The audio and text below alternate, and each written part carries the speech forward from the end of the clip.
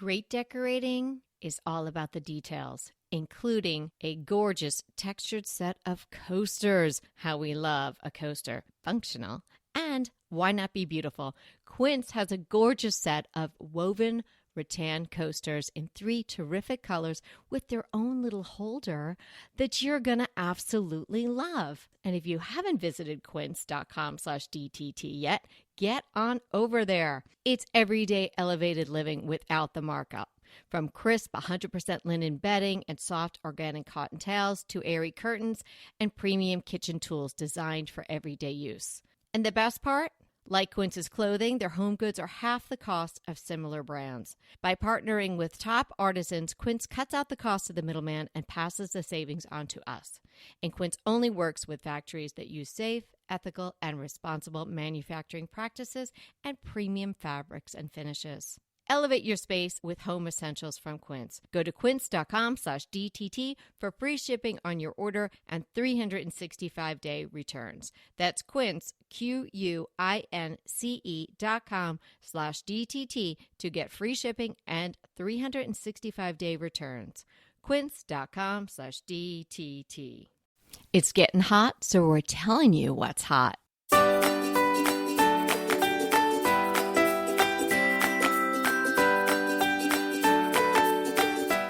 Hey everybody, it's Kelly Wilkness here with Anita Joyce and Betsy Helmuth today of Affordable Interior Design, and we are talking summer trends for 2024. So welcome, Betsy, and hey, Anita, and hello to everybody listening. It is always great to be back with you, ladies. Thank you for having me. Yeah, and we can link to the other episodes where Betsy joined us in the show notes because they were fun. And oftentimes in those prior episodes, we did not agree. So I'm interested to hear if we're all on the same page for the summer of 2024.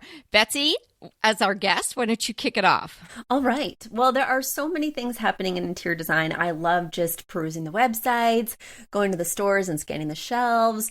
And there are some things that I'm into, some things I'm not into. So I'm really excited to get your take because, as a designer, it can be somewhat insular. I work alone. I do have other designers at my firm, but we each have our own designs and we kind of pick our own looks and things like that. So nobody challenges us. Nobody says, but what about this? What about this? So let's start with a trend that I am not excited about. I'm ready to be challenged. Oh, okay. Because I'm here in the Northeast. I'm in Connecticut. You would think I would love this first trend, but I am not feeling it so much. Checkerboard pattern, ladies. What do we think? Really? It's all the rage this summer. I am seeing it on pillows. I'm seeing it in wallpaper. Definitely it's back in tile lay. Yeah. And it's often too bold for me and it doesn't translate to a number of styles. It can feel dated. I don't know. I just think it's hard to make it feel fresh and exciting and timeless. But I want to hear your thoughts. Well, I have something on my list that's sort of a rift off the checkerboard, which is the buffalo check. And I'm seeing that too. And maybe that's a softer version of the actual check. So when you say a checker pattern, I think of black and white, and I think kind of black and white tiles primarily. And I know that is coming back in. But I've seen people using it with a softer contrast. So maybe there's the white tile, but then maybe they're doing a gray or a softer blue or even a green. I'm actually doing a green and cream checkerboard in a butler's pantry laundry room with a client. And I'm doing another one in an entryway with a blue and white checkerboard pattern. So it's maybe not so much the pattern that would be the problem. It's that graphic sense of the black and white. But on the other hand, I really like black and white. Yeah, or the red and white, that picnic table kind of look. Oh, yeah. But now when you say buffalo, because I am not familiar with this term, buffalo checker, is that what it was called? Buffalo check? Yeah, you're not familiar with that term? It's like gingham, but they're much bigger checks. Yeah. Oh, no, Yeah. I'm not familiar. I'm going to have to Google that. Okay, so I'm going to have to agree with both of you. Oh, no, you can't do that. So I know, and I'm not doing it on purpose. I'm actually was hoping that we would disagree. But I don't like the starkness of the black and the white. I love a very beautiful, elegant, traditional look, and I feel like that's just too stark. So 100% agree. I don't really care for that, Betsy. I do like a black and white checkered floor, but nowhere else do I want to see that. And I also agree with you, Kelly. I do still love a buffalo check. In fact, I've got some blue buffalo check chairs that are some French chairs that are really some of my favorites in my house. So I still love the buffalo check. And you're right. You can do that in other colors, but the black and the red checkerboard, yeah, no. We've already done that. Yeah, and the red and white checkerboard floor makes me think of 50s diner, like it's too kitsch. The thing about the buffalo check and gingham, which is just that on a smaller version, is that it also has that square, if you will, of the heathered look because it's a woven thing. So it's really not as stark either. So there's, maybe if the color is a bolder color, like I do have black and white buffalo check pillows that I really love, but you're getting also the heathered check mixed in. So it's not quite as graphic. Yeah. But also, I just don't think it transcends all the styles, right? So when I think of a trend, I want to be able to use it in a variety of different styles, not just with traditional or not just with coastal. If it's a trend, I think it should really go, throughout the season or throughout the year, depending on what we're examining, through a variety of styles. And I just don't feel like checkerboard does that. I feel like, with that buffalo check, it does belong more in the traditional style. I just don't see it working for my clients who love contemporary in a way that's easy and not contrived. So that's my feeling, is that even if it does work sometimes, which I agree with you guys have helped me to see that I think that buffalo check would make it more palatable. I still don't think I could be using that with my very contemporary clients in New York City. Definitely. I think of it as a pretty traditional look. So I think you're spot on that. The other thing that I'm seeing is color. I think people are so tired of the neutrals that have been ubiquitous. We've just seen them everywhere. So I'm seeing so much color for summer, and being in a position where I am having to add a lot of outdoor furniture to my house because we now have a pool and a cabana and all this stuff, which is great, but it was kind of stark when we moved here. So I've been looking for pillows and chairs and side tables, and I have seen so many fun colors, and it's just so glorious to see all the wonderful colors, bright colors. I even bought some double scalloped umbrellas to have out by the pool that are so beautiful in kind of a baby blue. Just gorgeous. So many beautiful colors, and I don't know if everyone else is seeing them, but I am loving them. That is totally reminding me of Palm Royale. Have you guys been watching that? I did watch a few episodes of that. I don't have Apple TV, but it looks so interesting. Is it good? Should I watch it? It's not so good. I've watched like 3/4 and then I petered out. Yeah, I watched a couple.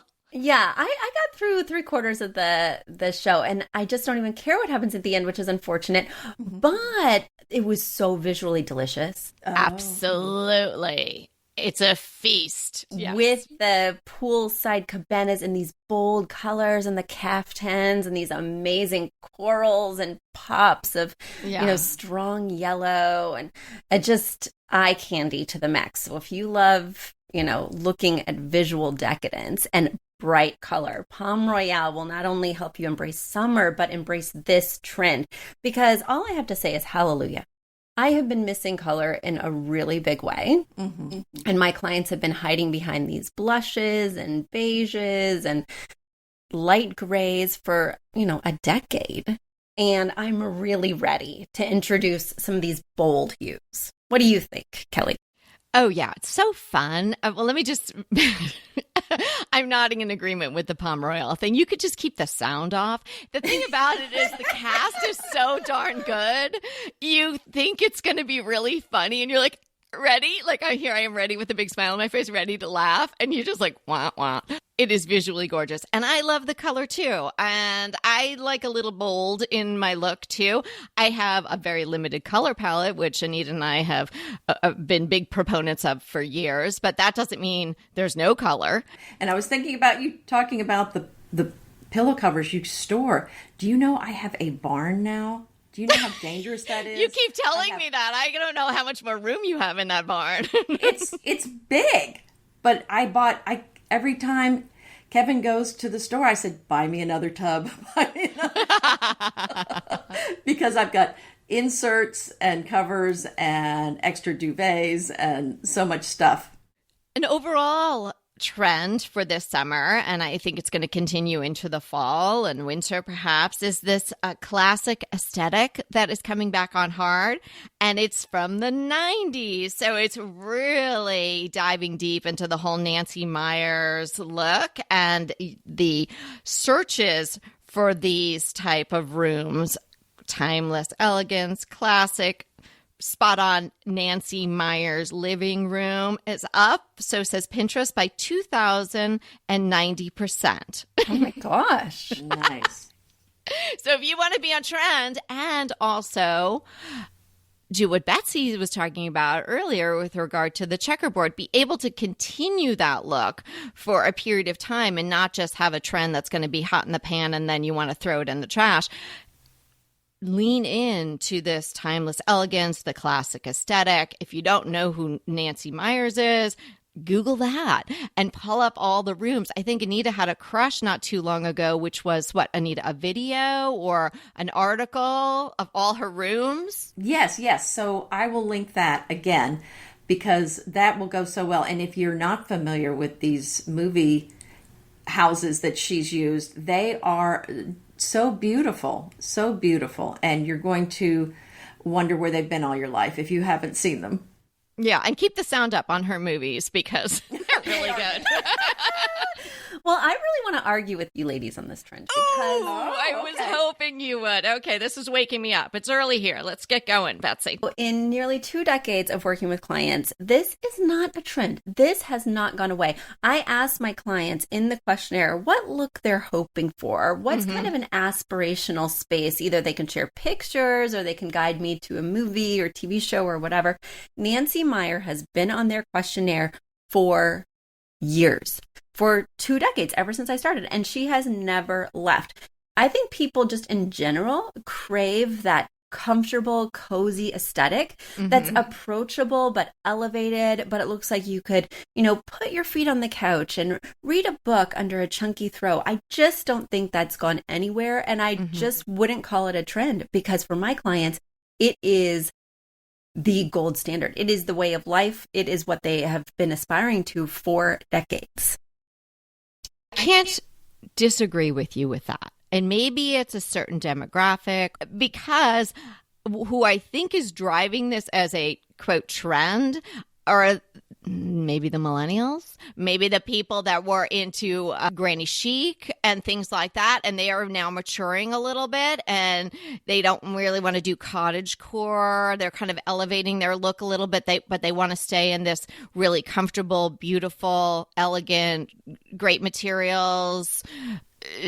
Lasting decor. And they also had, the millennials, a very minimalist moment. And I think everybody's coming out of that from what I've seen. But I could see them moving from minimalist to Nancy Meyer. That's very interesting. Yeah. Right. And I think what you're saying is it's a classic. It has been around. It's been popular for a long time. But Kelly was mentioning that Pinterest is seeing the interest in it growing. So, so that other people are catching on to what your clients already know. Yeah, because a lot of those people, they weren't born yet. Yikes. When some of her first movies came out, right? Wow. Yeah, and maybe it is kind of a coastal thing, on the East and West Coast. I feel like that's kind of the Nancy Meyer vibe. So maybe it's now catching on in the middle as well. Where we live, in home design and what the builders are doing in Houston and probably your markets, there'll be some trends that we when we go to North Carolina, they were 10 years behind. So they were still doing stained cabinets when all the other high-end markets had switched to, white cabinets 10 years before. So I think the coast, I think, pick up on new trends and the rest of the country follows sometimes a lot later. Right. Or it just feels like a coastal vibe, and then the other people, were like, ooh, that's interesting. Mm-hmm. So, yeah, okay. Well, lots of ways to look at this trend. Lots of ways to examine it, for sure. Give us another one, Betsy. Something that I've been seeing for a while, so I wouldn't say it's summer specific, but maybe spring, summer specific, is caning. Caning on the back of chairs, that sort of weaving or woven texture. Mm-hmm. I, of course, have always loved it on the fronts of TV consoles because you can easily use the remote without having to get any sort of technology involved. Brilliant. But I'm finding it everywhere now. And I'm finding it to be painted. It used to be sort of more of a natural fiber look. And now it's in black, it's in white. So tell me, what do you ladies think about the caning that's all over, from Crate and Barrel to Target to, just everywhere you look? The thing that I find funny about this is I have some chairs that were hand painted probably around Boston from around 1820. They are caned.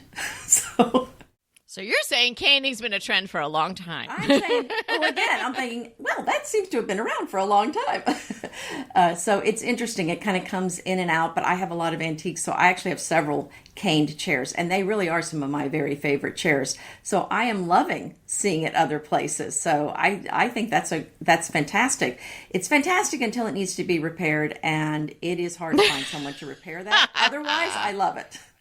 Yeah, it's on my list as well, Betsy. I love it. It's definitely coming on for spring or summer of 2024. And of course, Anita, it's been around. It's not a new design. It's not a new way to use those materials, but it's back in popularity. People are having a look at it again, or maybe for the first time.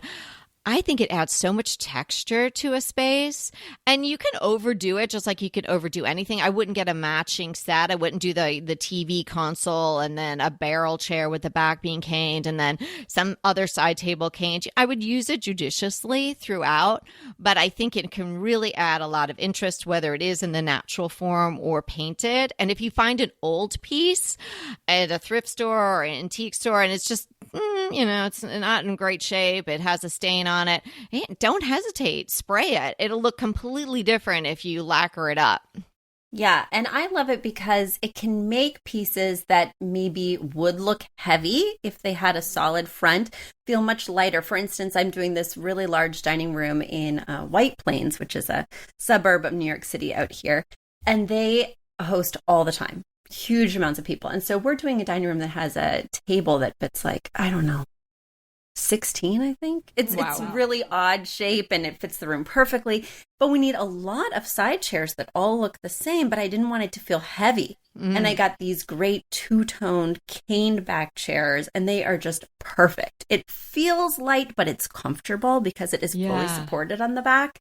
And I'm leaning way in, but I completely agree with you, Kelly. Maybe one moment per room max, and not in every room. And Anita, we'll give it 10 years, and then we'll have to fix one of these cane chairs, and we'll talk again. But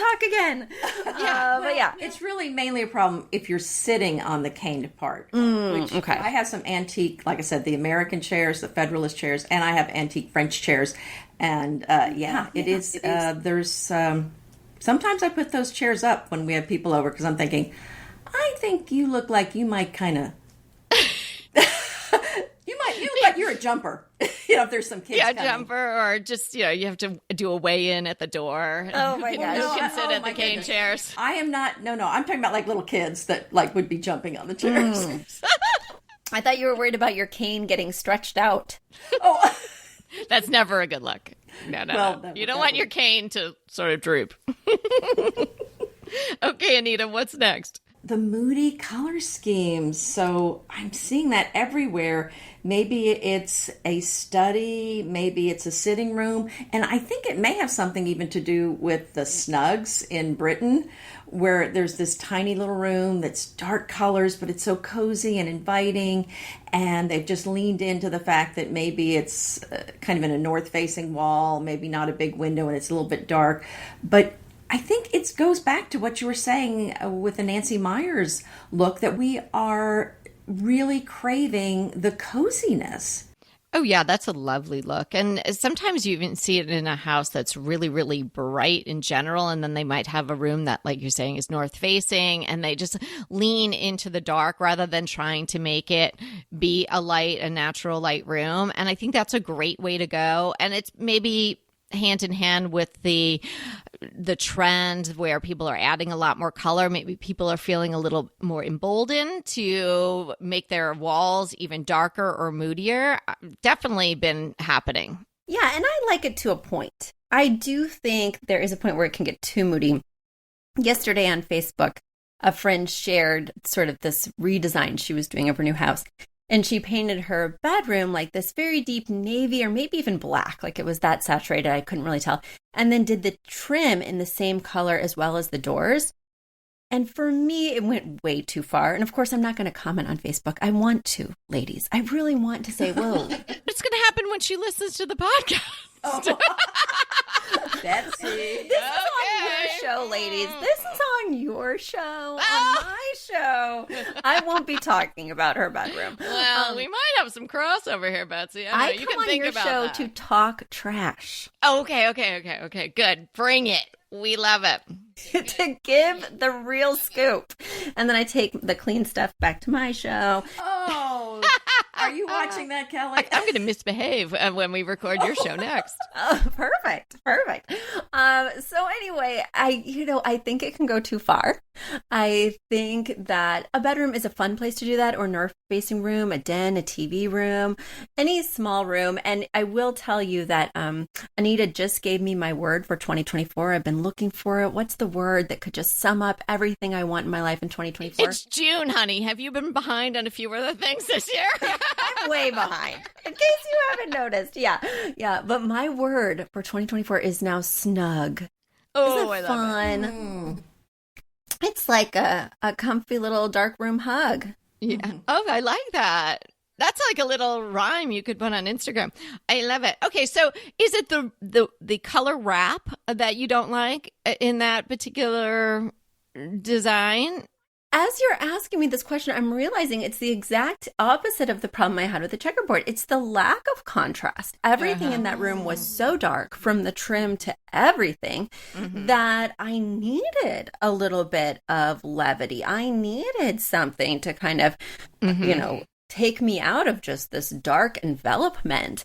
Not maybe as dark as a checkerboard, but come on. It became a theme room almost versus something sophisticated, in my personal opinion. But again, I won't be sharing that on their Facebook story. Okay, well. Won't be clapping back. Hey, we'll be right back with the rest of the show, but keep listening so we can continue bringing you DTT. I can't stop using dupe.com. This is an amazing website, service, best friend. I absolutely love it. So you find something that you really want and it's too expensive, it's a budget buster. Then you use dupe.com and you can find almost the exact thing or very similar products for much less. So I was crushing on this incredibly gorgeous coffee table. I had it in my mind. I had it in my Pinterest boards. I had it everywhere, but I just didn't have it in my house because it was too expensive. When I learned about dupe.com, that was the first product that I tested. And boy, did I find some amazing dupes. And I purchased one. So the original was almost $3,000. And Dupe showed me many choices, all the way down to under $200. Now, you may think something this extraordinary is hard to use, but it's so easy. Just type dupe.com/ before any product URL in your browser, and boom, it instantly finds you less expensive alternatives. They even have an app and a browser extension you can download. No account required, no sign up required. It's completely free. That's completely free free to use. Stop wasting your money on brand names and start saving with dupe.com today. Okay, moving on. Extension of the indoors out. It's obviously something that happens when the weather gets warmer. And if you live in a warm place, it's probably happening all year round. So it's not this glaring trend, but I think the little sort of tweak of this trend for 2024 is that people are starting to realize that you can actually, and I know, Anita, you know this and been doing it for years, you can actually bring what would be considered indoor pieces outdoors. Now, if you live in Chicago in this wintertime, you're probably not going to leave that piece out there. Maybe Anita could, maybe I could, where it's warmer. Betsy can't leave, good indoor furniture outside all the time, but you can bring it outside, and it wouldn't obviously pick your favorite piece or your caned TV console and drag it outside. I'm talking about pieces that you pick up for a dime, maybe like the chair that I picked up last week. Did I tell you about this, Anita? No. What did you? Okay, so just let me tell you this silly little story. I'm doing weighted walking, which I think I've talked about on the podcast. I want to start doing that. Oh, it's great. So I do my normal running route with a weighted vest on a different day of the week. So I'm chugging along, and I mention this because it makes sense as you get into the story. I'm chugging along. I'm at the end. So I'm doing a 5K walk with this vest on, and it's not light. And I see this, it's trash day. And I see this wicker chair sitting next to someone's garbage can. So that's a clear invitation to take that chair, I think right? It is. They're asking for it, really. Right. So I was like, and I'm like, okay. And I'm like, okay, no, you got to finish your walk. Keep going, keep going. And when you circle back, I have to pass this same house. And if it's still there, that's a sign. Then you go get the car and you come back and you can take the chair. Then I was like, well, I don't know if I can fit it in my car because I do have this chair obsession. I've tried to squish other chairs in the back of my car and it never works. And I was like, wonder if I can carry this. So I was a mile 0.2 away from my house up a big giant hill, but I carried this chair back to my house. I so wish I had a video of this. I have pictures of it, but I couldn't take a picture of myself. But at a couple points I had to stop and take a little rest, and I would take a picture of the chair, like, here it is. And then I took a picture of the hill we came up together. I tell you this story because to underline the fact that I am sort of a nut, but also this was a great piece of furniture that I have been wanting to add to my little patio when you first step out of the back of the house. I had sort of an uncomfortable little bistro chair, and then I had a big planter. But I thought, wouldn't it be nice if I had just a little chair right there? You have your little coffee, your little tea right out there in the morning. Everyone is sitting on this chair. So drag some stuff outside. Drag it home with you from wherever you see it. It's a great idea. And get something at a thrift store or a consignment store where you don't really care. And if it lasts a season, it lasts a season. You don't have to have all your outdoor furniture matching. Please don't. You don't need a set. They're expensive. They're not that attractive. So you can add interesting pieces to the outside in the warmer months and just enjoy them for the time that they last. Yeah, I mean, I love the idea of furniture on the porch, but it really does depend on how protected it is from the weather. Yes, this is just what I'm thinking. I am not on board. We do have a lot of outdoor furniture, but now we have a pool. I've never had a pool before, and we did have this, I don't know if you heard, this storm called a derecho last month in Texas, and we had a tornado nearby. A neighbor lost 40 trees, their barn. Oh my gosh. It tore up my outdoor ceiling fans, but my outdoor trunk ended up in the pool along with a lot of other stuff. Oh my gosh. I would have been really mad if that rocking chair flew away after I carried it up that hill. I know. That's what I'm saying. Beware of tornadoes, for sure. The chairs on the front porch were thrown probably like 30 yards off of them. Oh my gosh. Yikes. Yeah, they were hurricane force winds, 80 to 100 mile an hour. That's crazy. And Betsy doesn't like this idea. Okay, well. Yeah, Betsy doesn't like it. I can see why. I think because my current patio is not covered is why I'm having a reaction, and because it's about to rain here. So I just can't imagine not being concerned about the furniture, even if it feels somewhat disposable, like maybe I got it, at a thrift store or dumpster diving. I just would have feelings of unrest. I don't think I'd be able to relax wondering, how long is it going to take that cushion to dry out, or is the wood warping right now? I actually put a coffee table that's supposed to be outside. It has like a stone top and a brass base. And I was like, oh, it'll be fine. The first winter, I left it outside because it's so heavy and the stone is cracked in several places. Oh, no. Yes, I knew I was taking a risk, right? I knew I was rolling the dice, but maybe it's bad experience. But unless it was truly protected, now I could see vice versa, like bringing some wicker furniture inside, bringing a ceramic garden stool inside. Now I like this idea a lot, but it's the reverse that I'm just struggling with. This one's not for me. Okay. It's not for Connecticut. Let's put it that way. Well, I mean, it really is, I think, specific to how protected your porch is and your climate. So I think there's a lot to be said about this. And, Kelly and I live in an area where you can eat outdoors year-round. Oh, I'm so jealous. That makes a big difference. Yeah, I guess the takeaway from it is just don't think that there's such a clear divide between indoor and outdoor furniture. Unless in your area there is a clear divide. Yeah, unless there's a tornado coming. Yes. Right. Yeah. Okay, what's next? Can I share a trend I've been seeing everywhere? Yes. Fluted details. Fluted details on the base of coffee tables, the, bottom of an island, even wallpaper with fluted texture. So tell me, ladies, what do you think about this trend?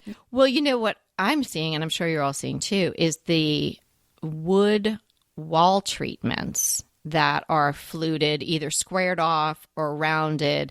It's like a variation on the flute. It's not necessarily that classic fluted molding sort of look.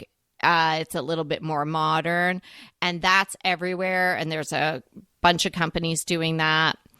I have thoughts about that. I think it's not going to last all that long, but it's not that expensive, and it's kind of a fun treatment for a small wall. I did use it in a new bathroom remodel for clients because we wanted to do a no curb, no glass shower entry. So we had this sort of 2/3 wall blocking the shower, and it needed something interesting.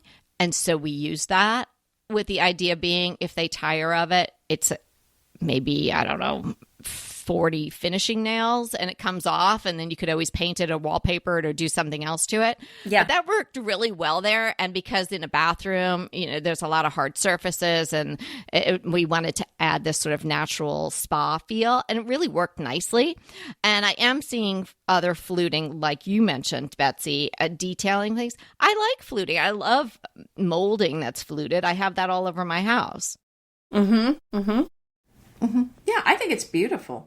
I love it. I love the curve. So many of these furniture pieces are big and blocky, or, have a lot of right angles. And so it's really nice to bring in those curves and that softness. I do think with the wood wall treatments, I'm going to call it the new shiplap. And I'm going to say right now, I give that 3 years and the trend is over. And I'm being generous with 3 years. Yeah. So thank goodness it's just a few finishing nails, because I really think it's going to show its age quickly. I agree on that.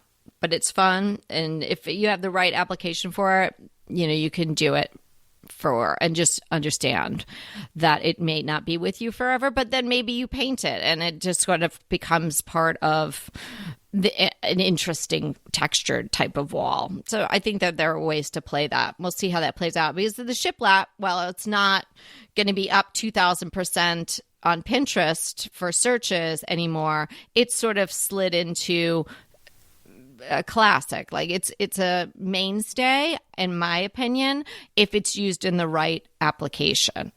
Like you're saying with your friend, or probably not going to be your friend anymore, that woman on Facebook who did all of everything in navy blue, that might not last because she went overboard and maybe it wasn't the right application. But if you're using shiplap, not overly using it, and using it in the right type of home, I think it is here to stay. Well, I'm going to tell you right now, if I lost a friend every time I judged someone's interior design, I would not have any friends. So people know and love me for my harsh judgments. I call them Betsy Smackdowns. And I don't usually offer them unless asked. Oh, unless asked. Well, this was sort of sua sponte, as they would say in Latin, but okay. So if you're listening to this and you don't like what Betsy's saying, go on her podcast and leave the review. Yeah. Wow. And she's no friend of ours, Betsy Smackdown. Woo! Okay, Anita. Let's be careful. Here's an easy one, which you can do or not do, and it's very summary, and it's just another way to use maybe an unused area in your living room or some other dark corner that you're not utilizing in the best way. Set up a gaming table. Maybe it's just for the summer. It's sort of my fantasy of a home with the ocean breeze and a screen door slapping shut and a puzzle out on this gaming table. That just is so summery to me.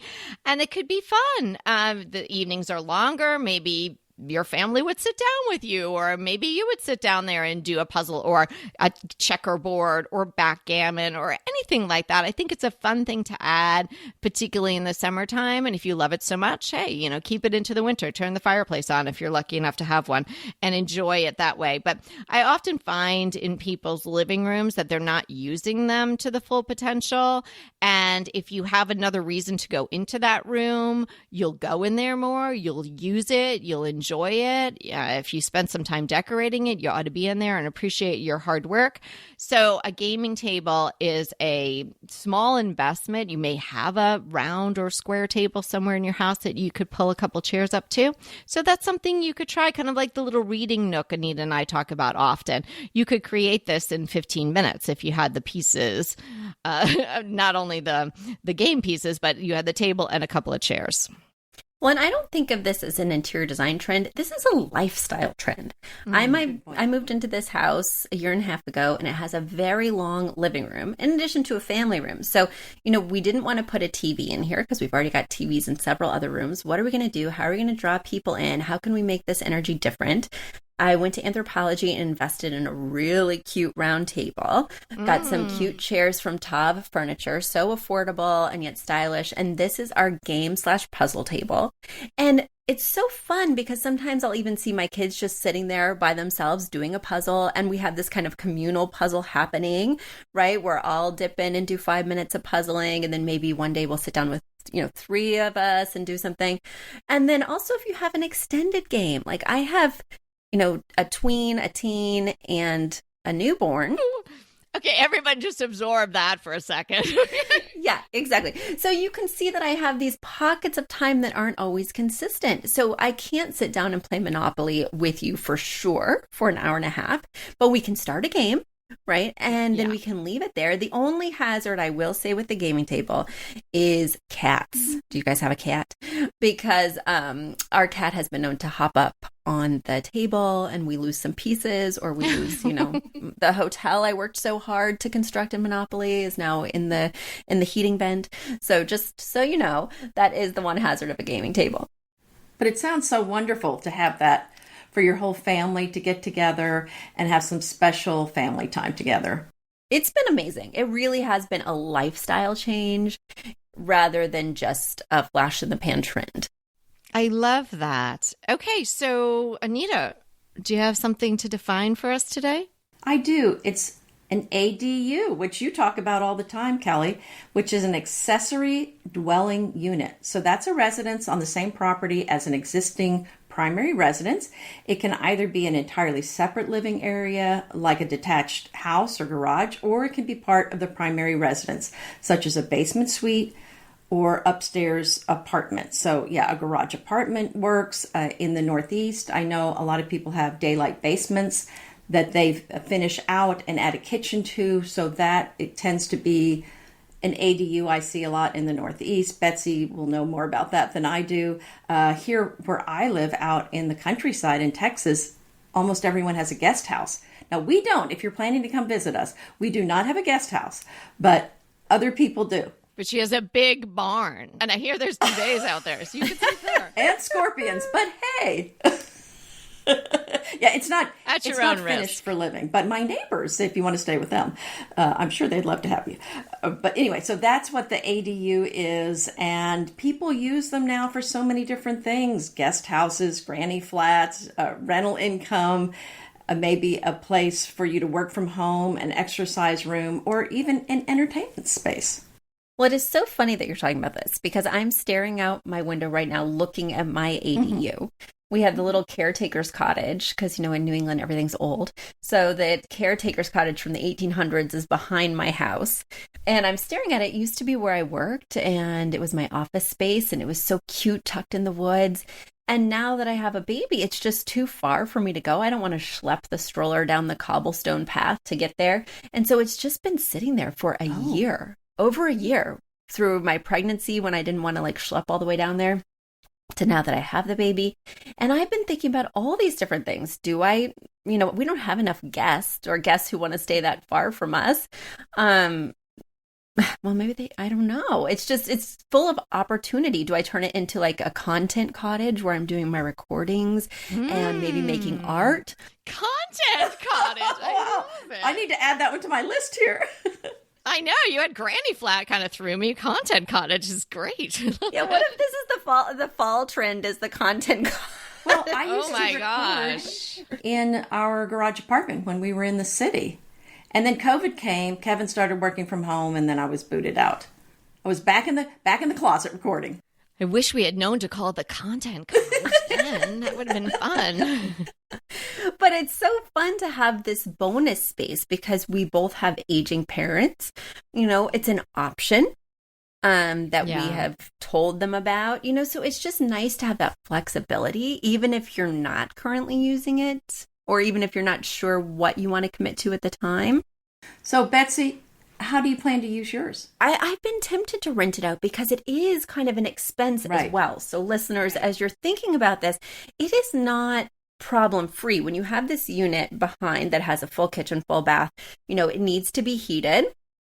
It needs to have electric. It needs to be like maintained. It has its own roof. So it is like owning this separate little burden, I will say. And so you want to be getting your bang for your buck. In other words, using it. And so I've thought about renting it out. I've thought about, you know, I used to be an artist, maybe dipping back into painting and having that be my little Shangri-La. I don't know. And it really has been causing me a lot of agita because it is this expense. So every month that we're paying for it and not using it, and all my beautiful stuff is just sitting out there getting cobwebs on it, I'm like, oh man. Yeah. So I love that you use the word agita. My dad uses that word. I don't hear that very often here on the West Coast. You're giving me agita. The content cottage is giving you agita. Okay. What doesn't give you agita in that? What is your crush, Anita? Oh, my crush is some bamboo flatware that I bought for making beautiful tablescapes.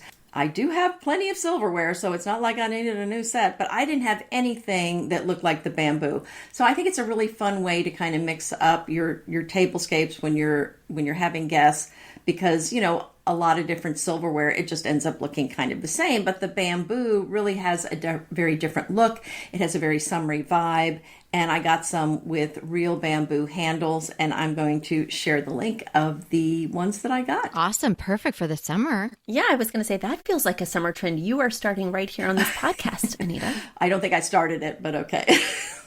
Jumping on that bandwagon. Betsy, what is your crush? Well, for podcast listeners, I have a podcast crush, if that's okay. Yeah, that's great. Because I'm actually working on a memoir about how I got started in interior design. So I'm writing it and I'm sending out my proposals. And I've written a book before, but it was more of a DIY book, affordable interior design. It had pictures of projects and rules and things like this. This is going to be a real departure. So I needed to learn how to write a memoir and how to pitch it to places. And so I've been listening to this podcast. The S, it's a 4-letter word. That's a bad word. I won't say it here on the podcast. The S, no one tells you about writing.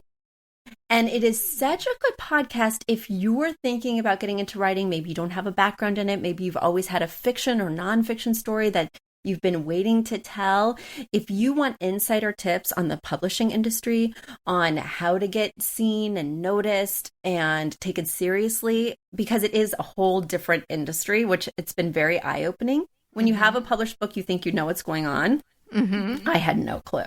So I've really gotten a quick education from this podcast. And I feel like a lot of people who are into interior design or into other creative endeavors too, maybe like writing. Fantastic. I just put in the word no one tells you about writing, and it was the first thing that came up, and I am going to follow the show. Anita and I both have written books, but I would say I am clueless as to what really goes on in the publishing field, because someone came to me and then I just wrote the book and then I gave it to them, and, and then they we edited it and I did the pictures, and then one day I almost passed out because a book came with my name on it. And so that was kind of as much as I knew about how it got done. Right. I was approached by a publisher as well for my book. So, yeah. So I don't know. I didn't have an agent, but yeah. But it is hard to get noticed. I think we just had a following, and publishers found us online. But yeah, if you're starting from scratch, it is.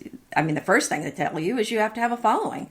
They're not even going to look at you unless you can sell X amount of books. Well, that's not necessarily the case in fiction writing, especially. So in fiction, you don't have to have a massive following. In nonfiction, you do have to have a platform. They'll tell you all of this on the podcast. Don't you worry. Yes. So this will be interesting information. Yes. So if you have another book that you're kind of tempted by, that's very different. Because I went back to my same publisher and was like, oh, I had this other book. Wouldn't this be easy? And they're like, oh, we don't do memoir. That's, a totally different thing. And I was like, oh, it is? And then I went down the rabbit hole. Well, I can't wait to read your memoir. Oh, yes. I mean, I think it's going to be very interesting. It's very juicy, and it is a tell-all as well. This sounds good. Salacious, How I Became a Decorator memoir. Yeah, and talk about a circuitous path. But anyway, so I just wanted to share that resource because they are so generous with their information, and you really feel like you're getting an inside scoop. And we hear that you're doing a special series on the podcast about how people got their start in interior design. Is that right? That's right. So I'm going to be speaking with interior designers, hopefully speaking with you lovely ladies, as to how you got your start in the industry. Because a lot of people who listen to my show, have never really thought that interior design is something that they could do, or how do you even get started if you didn't go to school for it, or if you didn't have that idea in your mind initially. A lot of people, years ago didn't think that this was a viable career path where they could make money and be successful. And so how did people get there? And I know my path was very winding and very unusual, even though I've been in the industry for 2 decades. I got into this business because I wanted to get revenge. Oh my goodness. I can't wait to get my hands on your book. Hey, Tootsie, you can write the book in your darling little cottage back there. Oh, there you go. The writer's cottage. I think that's a perfect spot. So you're not wrong. I'm not wrong. Okay, a book that has already been written and been out for many, many, many, many years, but it's fantastic. I've read it, actually holding the book and reading it with my eyes, and now I'm listening to it because that's how much I enjoyed it. And I just thought of it out of the blue about a week ago, and I am enjoying the audio version of this book so much. And I did find out that there's actually a Netflix show. They adapted the book. So it's an oldie. It's Rebecca by Daphne du Maurier. You may have heard of it. Oh, yes. It's been around for many, many, many years. It is a fantastic sort of gothic mystery, and I think everyone will enjoy it. And if you do the audio version, the narrator has this incredible British accent, and she's able to do all the characters really, really well. So highly recommend Rebecca. I think you'll really enjoy it. Well, I really enjoyed today. This was so much fun. I love when you come hang out with us, Betsy. Well, right back at you. Thank you for having me. Thank you for letting me share my dark side on your podcast. We're always here for you, Betsy. But thank you so much for having me. It is always such a blast to be on your show. And I love having you on my show. Oh, yeah. We're definitely going to do that. Let's not keep a secret. We're doing it next. Tell everybody where they can find you. So head over to the podcast, Affordable Interior Design by Uploft, and you'll hear more from Anita and Kelly. You'll hear my Betsy Smackdowns. There's tons of fun stuff going on over at my podcast. Well, thanks so much for hanging out with us, Betsy, and thank you for hanging out with all three of us. And remember, we're here to inspire you to create a beautiful home. Until next time. Want to talk to us? Well, we really want to talk to you. So let's schedule a design consult. Anita and I are here to give you individualized, actionable advice on how to create the beautiful home you want and deserve. It's so easy to schedule a design consult with us. Simply click the link in the show notes or head to decoratingtipsandtricks.com/consult. When we talk to you on the scheduled time, we will be ready with so many great tips, advice, and yes, tricks. So sign up today for a design consult. We can't wait to talk to you.